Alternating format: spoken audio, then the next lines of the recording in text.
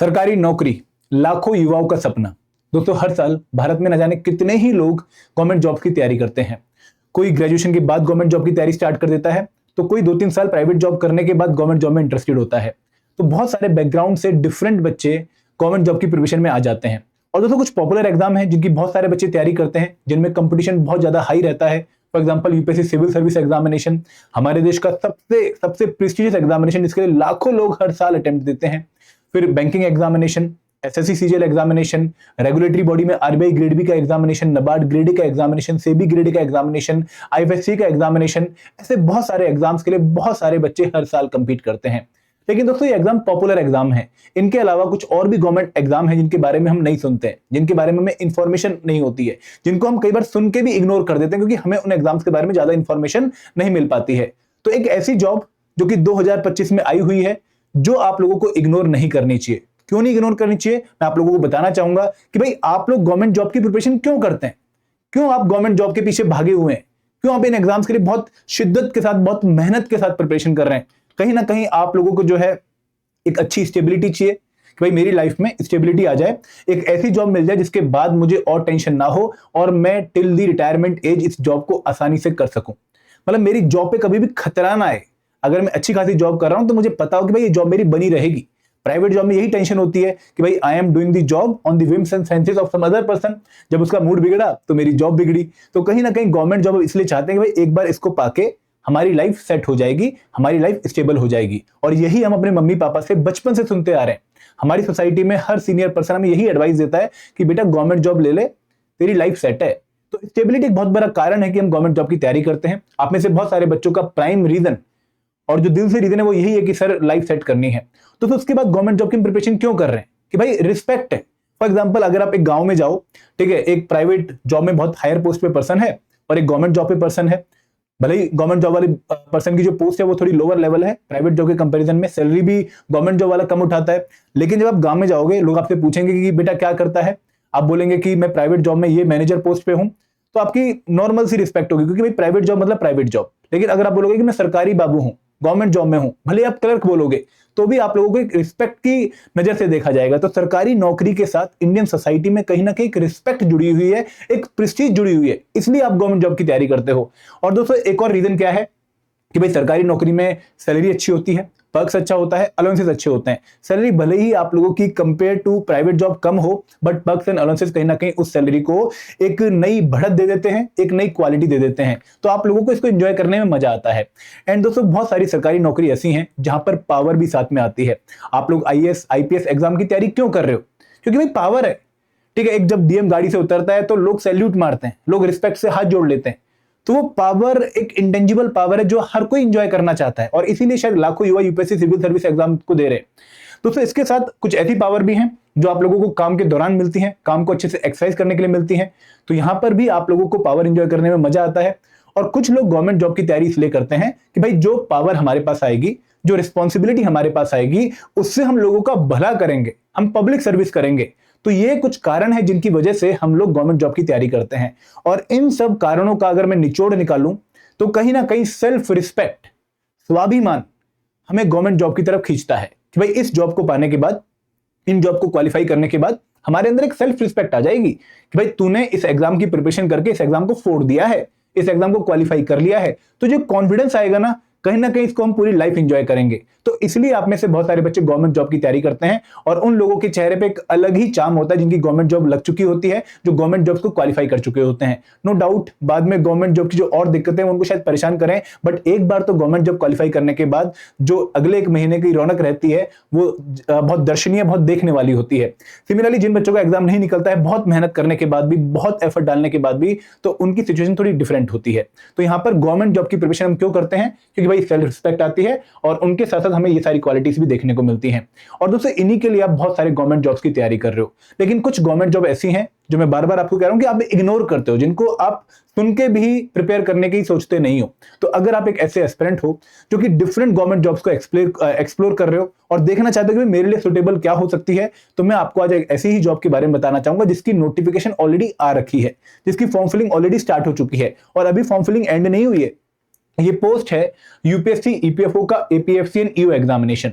यहाँ पर इस एग्जाम को क्वालिफाई करके आप भारत की एक बहुत बड़ी social security organisation EPFO, employees provident fund organisation में या तो असिस्टेंट प्रोविडेंट फंड कमिश्नर बन सकते हैं या फिर आप इन्फोर्समेंट ऑफिसर, अकाउंट ऑफिसर बन सकते हैं। तो ये 2 पोस्ट ऐसी पोस्ट हैं जहां पे बहुत सारे बच्चे अप्लाई तो करते हैं, इनको देने तो जाते हैं, लेकिन कहीं ना कहीं बहुत सारे बच्चे रह भी जाते हैं जो कि इन एग्जाम्स को इग्नोर कर देते हैं। तो दोस्तों ये जो गोल्डन अपॉर्चुनिटी इस टाइम आपके सामने है, इसको आप लोगों को मिस नहीं करना चाहिए। और क्यों आपको इस जॉब की प्रिपरेशन करनी चाहिए मैं आपको इस प्रेजेंटेशन में बताने वाला हूं। तो मैं आपसे रिक्वेस्ट करूंगा कि भाई 10 मिनट का टाइम लगाइए यहां पर और सुनिए इस पर्टिकुलर पोस्ट के बारे में और जानिए कि भाई क्यों आपको इस जॉब की तैयारी करनी चाहिए। लेकिन आगे बढ़ने से पहले मैं आप लोगों को बताना चाहूंगा कि भाई एडुटैप आपके लिए लेकर आए एक वन टाइम ऑफर हमारे सभी कोर्सेज पे, आप इनको एक्सप्लोर कर सकते हैं। ये नेवर बिफोर ऑफर है और बहुत क्वालिटी डिस्काउंट आप लोगों को हमारे डिफरेंट कोर्सेज, भले वो रेगुलेटरी बॉडी एग्जाम्स के हों, भले वो ईपीएफओ एग्जाम के हों, भले वो एफसीआई एग्जाम के हों, भले वो बैंकिंग एग्जाम के हों, आप अवेल कर सकते हैं। यहाँ पर आपको कूपन कोड भी लिखा दिख जाएगा और ये जो ऑफर है सिर्फ 3 अगस्त तक वैलिड है। अब दोस्तों बात करते हैं यूपीएससी ईपीएफओ के एपीएफसी एंड यूए एग्जामिनेशन की कि भाई क्यों हम इस एग्जाम की प्रिपरेशन करें। हम तो ऑलरेडी सीजीएल एग्जाम की प्रिपरेशन कर रहे हैं, हम तो ऑलरेडी बैंकिंग एग्जाम की प्रिपरेशन कर रहे हैं, हमारा तो UPSC civil service exam dream है, तो आप क्यों हमें इन एग्जाम्स की तरफ बुला रहे हो। तो देखो आप किसी भी गवर्नमेंट जॉब को कैसे चूज करते हो कि वैल्यू जो मैंने बताई आपको कि पावर हो, सैलरी हो, पर्क्स हो, अलाउंसेस हो, रिस्पेक्ट हो, प्रेस्टीज हो, स्टेबिलिटी हो। तो यहां पर अगर मैं बात करूं एपीएफसी और ईओ पोस्ट की, तो सबसे खास बात क्या है कि भाई ये परमानेंट नेचर की जॉब है, कॉन्ट्रेक्चुअल बेसिस की जॉब नहीं है, परमानेंट नेचर की जॉब है। EO enforcement officer, account officer भी परमानेंट जॉब है और एपीएफसी भी परमानेंट जॉब है। तो इन पर्टिकुलर पोस्ट में आप लोगों को स्टेबिलिटी ऑटोमेटिकली देखने को मिलेगी। एक बार जब भी आप एग्जाम क्वालिफाई कर लोगे तो उस एग्जाम को क्वालिफाई करने के बाद आप टिल रिटायरमेंट, जब तक आप ही कुछ गलत ना कर दो तब तक आप लोगों को नहीं निकाला जाता है। आप लोग स्टेबल लाइफ यहाँ पर एंजॉय कर पाते हो और अच्छे से आप काम कर पाते हो। सेकंड चीज क्या थी कि भाई प्रेस्टीज है, स्टेटस है, रिस्पेक्ट है। दोस्तों पोस्ट में ही कमिश्नर वर्ड आ रहा है, असिस्टेंट प्रोविडेंट फंड कमिश्नर। आप असिस्टेंट कमिश्नर पोस्ट पे जाते हो, असिस्टेंट पीएफ कमिश्नर बन जाते हो, तो किसी को बताते हुए अपने आप में एक इज्जत फील होती है। आप लोग एक बार बोल के देखो कि भाई मैं मिस्टर कुलदीप पाठक, असिस्टेंट प्रोविडेंट फंड कमिश्नर इन ईपीएफओ। नाम में एक जो है आपको बदलाव देखने को मिलेगा, एक बढ़त देखने को मिलेगी। तो आई होप आप इसकी प्रेस्टीज और पावर को समझ पा रहे होंगे। एंड दोस्तों दूसरी पोस्ट है enforcement officer, account officer. Sir मैं यूपीएससी एपीएफओ का एग्जाम क्वालिफाई करके इन्फोर्समेंट ऑफिसर बन गया, अकाउंट ऑफिसर बन गया, तो अगेन इसके साथ प्रेस्टीज जुड़ी हुई है, रिस्पेक्ट जुड़ी हुई है। दोस्तों मैं ये तो नहीं कहूंगा कि भाई ये पोस्ट आईएएस आईपीएस के बराबर पावर रखती है, प्रेस्टीज रखती है, रिस्पेक्ट रखती है, नहीं। वो पोस्ट एक अलग ही लेवल की है, क्योंकि भाई उसके बाद आपकी एक जिम्मेदारी अलग ही लेवल की हो जाती है, आपकी जो जुरिस्डिक्शन है वो बहुत बड़ी हो जाती है। लेकिन यहां पर आप विद इन ईपीएफओ एक बहुत अच्छी पोस्ट पे हैं। आप लोगों की जुरिस्डिक्शन भले ही आईएएस आईपीएस के इक्विवेलेंट ना हो, लेकिन ईपीएफओ में आप उस्ताद हैं। तो यहां पर आप लोग एक छोटी जुरिस्डिक्शन में बहुत इंपॉर्टेंट रोल प्ले करते हैं। तो पावर, प्रेस्टीज, रिस्पेक्ट यहां पर जुड़ी हुई है। और दोस्तों आप लोगों के पास वैरायटी ऑफ वर्क है। फॉर एग्जांपल जब आप इन पोस्ट पे क्वालिफाई होते हो तो आप जितनी भी इंडस्ट्रियल एस्टेब्लिशमेंट्स हैं जो पीएफ के अंडर कवर होती हैं, उन पे आप इन्फोर्समेंट ऑफ द एक्ट करने की पावर रखते हैं। आप अगर वो इंडस्ट्रीज एक्ट को फॉलो नहीं कर रही हैं तो उनके खिलाफ प्रोसीडिंग्स चलाने की पावर रखते हैं। आप उनसे ड्यू रिकवरी करने की पावर रखते हैं। आप उनको एग्जेम्पशन देने या ना देने की पावर रखते हैं। तो बहुत क्वालिटी पावर आप लोगों के पास है जिनको आप पॉजिटिवली एक्सरसाइज कर सकते हैं, कंस्ट्रक्टिवली एक्सरसाइज कर सकते हैं। तो इसलिए आपको इस जॉब की जो है प्रिपरेशन करनी चाहिए, क्योंकि यहाँ पर पावर भी है, यहाँ पर प्रेस्टीज भी है, यहाँ पर स्टेबिलिटी भी है और यहाँ पर रिस्पेक्ट भी है। तो आगे बढ़ते हैं और भी चीजों की बात करते हैं। काफी लोग जानना चाहते हैं कि सर इस पर्टिकुलर एग्जाम को क्वालिफाई करके कितना पैसा मिलेगा, हमारी सैलरी क्या होगी, हमारे पर्क्स क्या होंगे, हमारे अलाउंसेस क्या होंगे। तो यहां पर मैं आप लोगों को बताना चाहूंगा कि ये जो एपीएफसी पोस्ट है ना, assistant provident fund commissioner post, यहां पर आप लोगों की जो सैलरी होगी वो लेवल 10 होगी एज पर दी 7th पे कमीशन मैट्रिक्स। लेवल 10 क्या है, मतलब आपके लिए बिल्कुल न्यू होगा ये। देखो लेवल 10 पे मैट्रिक्स 7th कमीशन के हिसाब से वो है जो कि एक आईएएस आईपीएस को ड्यूरिंग ज्वाइनिंग मिलती है। तो सेम लेवल ऑफ पे आप लोग यहाँ पे देखने को मिलेगी। आप लोगों की जो सैलरी है ड्यूरिंग ज्वाइनिंग वो इक्विवेलेंट है आईएएस आईपीएस ऑफिसर के। और लेवल 10 पे जब आप ज्वाइन करते हो तो आपको इनहैंड सैलरी कितनी आती है, आपकी इनहैंड सैलरी लगभग 1,10,000 के आसपास आती है। आप लोगों को बहुत सारे अलाउंसेस देखने को मिलते हैं, जहां पर आप लोगों के पास डियरनेस अलाउंस है, ट्रांसपोर्टेशन अलाउंस है, हाउस रेंट अलाउंस है, बहुत सारे और अलाउंसेस हैं लाइक वॉशिंग अलाउंस, ठीक है, like city compensatory allowance, like small family allowance. भाई अगर आप हमारे दो की पॉलिसी फॉलो करते हैं तो आप लोगों को स्मॉल फैमिली अलाउंस मिलेगा, आप लोगों के बच्चों की ट्यूशन फी अलाउंस मिलती है। तो ये अलाउंसेस आप लोगों के पास है। इसके अलावा आप लोग जो है सेंट्रल गवर्नमेंट हेल्थ स्कीम का पार्ट बन सकते हैं, आप ग्रुप इंश्योरेंस स्कीम का पार्ट बन सकते हैं, आप लीव लॉन्ग टर्म कंसेशन ले सकते हैं। तो बहुत सारी फैसिलिटीज हैं। एक्ट में लिखा हुआ है ईपीएफओ के कि भाई जो जो फैसिलिटीज सेम लेवल पे एक सेंट्रल गवर्नमेंट एम्प्लॉय को मिलती हैं वही फैसिलिटीज यहाँ पर एक ईपीएफओ लेवल 10 ऑफिसर को मिलेंगी। तो आप लोगों को सिमिलर पर्क्स अलाउंसेस देखने को मिलते हैं जो कि एक सेंट्रल गवर्नमेंट ऑफिसर को मिलते हैं। तो एक क्वालिटी जॉब है, एक क्वालिटी सैलरी है, क्वालिटी पर्क्स है, क्वालिटी अलाउंसेस है जिनको आप एंजॉय कर पाते हो। हाँ, नो डाउट आप लोगों को यहाँ पे बहुत बड़ी गाड़ी और बहुत बड़ा बंगला नहीं मिलने वाला, लेकिन पर्सनल यूज के लिए गाड़ी नहीं मिले, ऑफिशियल यूज के लिए आपको गाड़ी मिलेगी जिसको आप एंजॉय कर सकते हैं। इसके साथ साथ आप लोगों को अगर क्वार्टर अवेलेबल है ईपीएफओ के जिस रीजन में आपकी पोस्टिंग हुई है तो आपको क्वार्टर भी मिलेंगे या फिर आपको हाउस रेंट अलाउंस मिलेगा। तो फैसिलिटीज हैं, टेंशन नहीं लेनी है यहाँ पर। तो अगर मैं ईओए की बात करूं तो ईओए की भी काफी अच्छी सैलरी है। इस पर्टिकुलर पोस्ट पे आप क्वालिफाई करते हैं तो आपको लेवल 8 एज पर दी 7th पे कमीशन आपको जॉब की सैलरी देखने को मिलेगी जो कि लगभग 88,000 से लेकर 95,000 के बीच में वेरी करती है। और ये सैलरी सीजीएल की बहुत सारी पोस्ट से अच्छी है। तो यहां पर अगेन आपको इस जॉब की तरफ क्यों आना चाहिए, क्योंकि यहां पर भी आपको सिमिलर अलाउंसेस जो मैंने पीछे दिखाए हैं और आपको बहुत अच्छा पेमेंट यहां पर देखने को मिलेगा। तो दोस्तों सैलरी की बात भी हो गई, स्टेटस की बात भी हो गई, पावर की बात भी हो गई। अब बात करते हैं कि सर ये एग्जाम निकला हुआ है क्या, ये आएगा फ्यूचर में आएगा? नहीं दोस्तों, एग्जाम निकला हुआ है। ठीक है, 29 जुलाई 2025 को इस एग्जाम की नोटिफिकेशन आ चुकी है और फॉर्म फिलिंग भी स्टार्ट हो चुकी है। अगर अभी तक आपने इस एग्जाम को इग्नोर किया है तो मैं आप लोगों से रिक्वेस्ट यही करूंगा कि इग्नोर मत करिए। इस एग्जाम की प्रिपरेशन आप लोगों को स्टार्ट कर देनी चाहिए।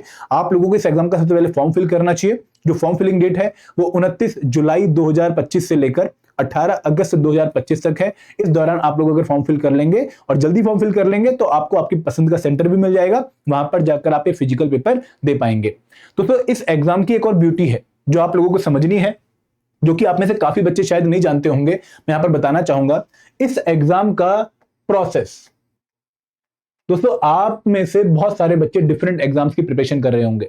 कोई यूपीएससी सिविल सर्विस एग्जाम की प्रिपरेशन कर रहा होगा, कोई आरबीआई ग्रेड बी एग्जाम की प्रिपरेशन कर रहा होगा, कोई नाबार्ड ग्रेड एग्जाम की प्रिपरेशन कर रहा होगा, कोई पीएफआरडीए इसका या फिर जो है सीजीएल एग्जाम की प्रिपरेशन कर रहा होगा। अब जितने भी एग्जाम्स की प्रिपरेशन कर रहे हैं वहां पर आप लोगों को 3 स्टेज एग्जाम प्रोसेस देखने को मिलेगा।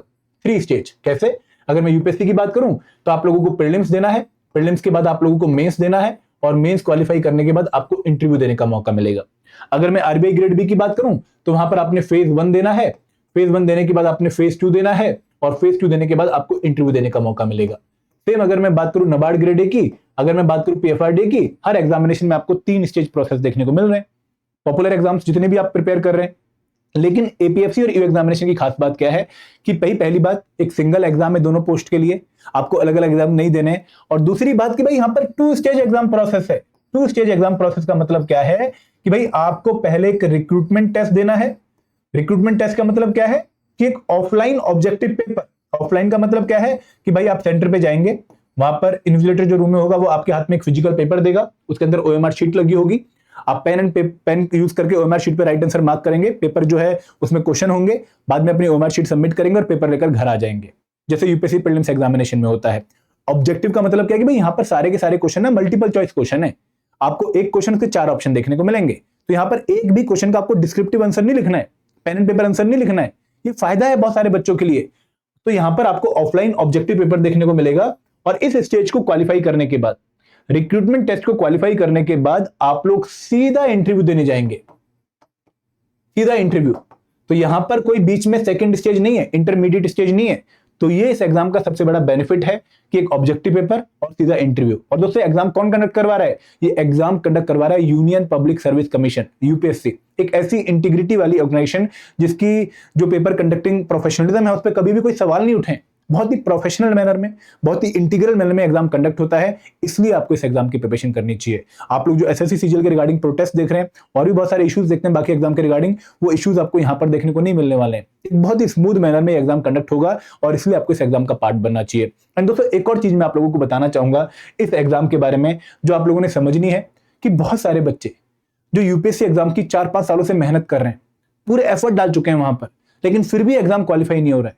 बैंकिंग एग्जाम की 3-4 साल से मेहनत कर रहे हैं, पूरी मेहनत डाल चुके हैं, फिर भी एग्जाम क्वालिफाई नहीं हो रहा है। तो भाई आप इन एग्जाम्स की तरफ आ सकते हैं। क्यों आ सकते हैं? कि भाई हर बच्चे का सपना होता है यूपीएससी एग्जाम की प्रिपरेशन कराता है कि भाई धौलपुर हाउस के सामने जाके फोटो खींचूंगा इंटरव्यू की एक कोट पैंट की ड्रेस में। तो यहां पर अगर वो आपको यूपीएससी मौका नहीं दे रही है तो इस एग्जाम को क्वालिफाई करके आप वो मौका ले सकते हैं। हाँ, बट मैं आपको एक और बात बताना चाहूंगा कि इस एग्जाम को निकालना भी आसान नहीं है। मैं आप लोगों को इस एग्जाम की जितनी भी तारीफ करके बता रहा हूं, वहां पर मैं एक केवियट, एक डिस्क्लेमर अटैच करना चाहूंगा कि भाई ये एग्जाम आसान नहीं है। ये एग्जाम ऐसा नहीं है कि भाई कोई भी एरा गहरा नथु गहरा मुंह उठा के आएगा, थोड़ी बहुत प्रिपरेशन करेगा, सिलेक्ट हो जाएगा। नहीं, कंपटीशन यहां पर भी बहुत है, वैकेंसी यहां पर कम है, बहुत अच्छा खासा कंपटीशन है यहां पर, but this exam is worth fighting for. क्यों वर्थ फाइटिंग फॉर? कि भाई 2 स्टेज एग्जाम प्रोसेस है, ऑब्जेक्टिव पेपर है, तो दे सकते हैं। अगर दिन अच्छा है, मेहनत ठीक ठाक कर रखी है, तो चांसेस हैं, कोई मेंस लिखने की जरूरत नहीं है यहां पर। तो exam is worth fighting for. No doubt competition होगा, नो डाउट एग्जाम इजी नहीं होगा, बट मेहनत करके फल मिलने के चांसेस ज्यादा हैं, क्योंकि यहां पर आपको लंबा प्रोसेस फॉलो नहीं करना है। इसलिए आपको इस एग्जाम की प्रिपरेशन करनी चाहिए। और वैसे भी आप कहीं ना कहीं फंसे हुए हैं, आपको जो है बहुत मेहनत करने के बाद भी रिजल्ट पॉजिटिव नहीं मिल रहे, तो एक और मौका। और दोस्तों आप कहेंगे कि सर अगर मैं इस एग्जाम की प्रिपरेशन करूं तो कहीं ना कहीं आप मुझे डाइवर्ट नहीं कर रहे मेरे करंट एग्जाम की प्रिपरेशन से। नहीं दोस्तों, मैं आपको आपके करंट एग्जाम की प्रिपरेशन से डाइवर्ट नहीं कर रहा हूं। अगर आप इस एग्जाम का सिलेबस देखेंगे, मैं आपको इस एग्जाम का सिलेबस दिखाता हूं। अगर आप इस एग्जाम का सिलेबस देखेंगे तो इस एग्जाम के सिलेबस में जितने भी कंपोनेंट हैं वो कहीं ना कहीं आपके करंट एग्जाम से ओवरलैप करते हैं।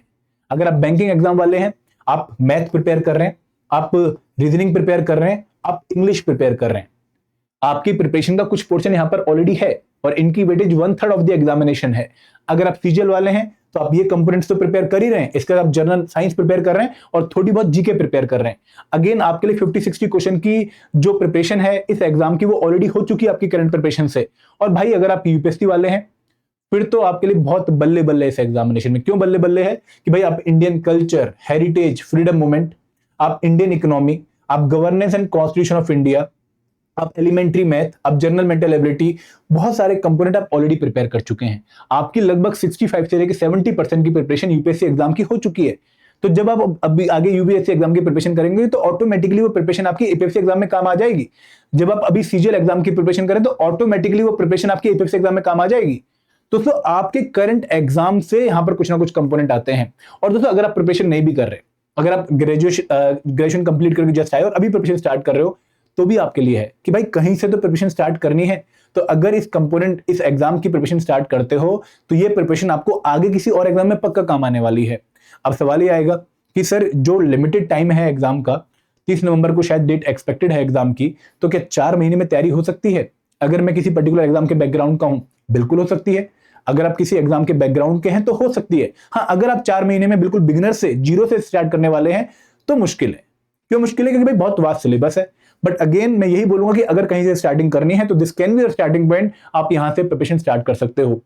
भले ही एग्जाम बिगिनर का ना निकले, लेकिन जो प्रिपरेशन आप यहां पर करोगे वो आपको कहीं ना कहीं और एग्जाम में आगे काम आ सकती है। तो दोस्तों ये एग्जाम एक ऐसा एग्जाम है जहां पर आप लोगों को प्रिपरेशन करनी चाहिए। अगर इस एग्जाम के बारे में आप और इन्फॉर्मेशन चाहते हो, आप चाहते हो कि भाई मुझे एक जगह पे सारी इन्फॉर्मेशन दे दो ताकि मैं बहुत टाइम वेस्ट ना करूं और मैं एक डिसीजन लेने में समर्थ हो जाऊं कि भाई मुझे इस एग्जाम की प्रिपरेशन करनी है या नहीं करनी है, तो हमारी एक गाइड बुक आप लोगों के लिए बहुत इंपॉर्टेंट रहेगी। लिंक इस वीडियो के डिस्क्रिप्शन में दिया गया है, आप इसको पक्का डाउनलोड करिएगा, क्योंकि यहां पर आपको पता लगेगा कि भाई ईपीएफओ क्या है, एपीएफसी क्या है, ईओयू क्या है, इन कंपोनेंट के अंदर हमें कौन कौन से टॉपिक प्रिपेयर करने हैं। डिकोडेड सिलेबस मिल जाएगा और इन एग्जाम्स के आपको पीवाईक्यू भी मिल जाएंगे, सॉल्व पीवाईक्यूज। उनको चेक करके आप अंदाजा लगा सकते हैं कि भाई ये एग्जाम मेरी गिरफ्त में है या मुझसे दूर है। फिर आप इस एग्जाम का जो है प्रिपरेशन स्टार्ट करिएगा, जो भी आपका डिसीजन होगा। तो इसलिए आपको इस एग्जाम की प्रिपरेशन करनी चाहिए। एंड दोस्तों अगर आप इन एग्जाम्स को एनालाइज करने के बाद इस एग्जाम की प्रिपरेशन में इंटरेस्टेड होते हैं तो आप सेल्फ स्टडी से एग्जाम क्वालिफाई कर सकते हैं। बट अगर आप कोर्स के थ्रू प्रिपरेशन करना चाहते हैं तो हमारे ईपीएफओ कोर्सेज पे हम आपको 60% का वन टाइम ऑफर प्रोवाइड कर रहे हैं। और कूपन कोड क्या है? ONETIME60। वन टाइम 60 सारे लेटर कैपिटल में है, कोई स्पेस बीच में नहीं है। आप इसको चेक कर सकते हैं। लिंक अगेन कोर्सेज में जो है एनरोल करने का आपको इस वीडियो के डिस्क्रिप्शन में मिल जाएगा। तो दोस्तों this is the job which is worth fighting for. I hope आपको अच्छा लगा होगा। अगर आप रेडी हैं तो प्लीज एक बार रेडी पक्का कमेंट सेक्शन में टाइप करिएगा। Thank you very much. जय हिंद, जय भारत।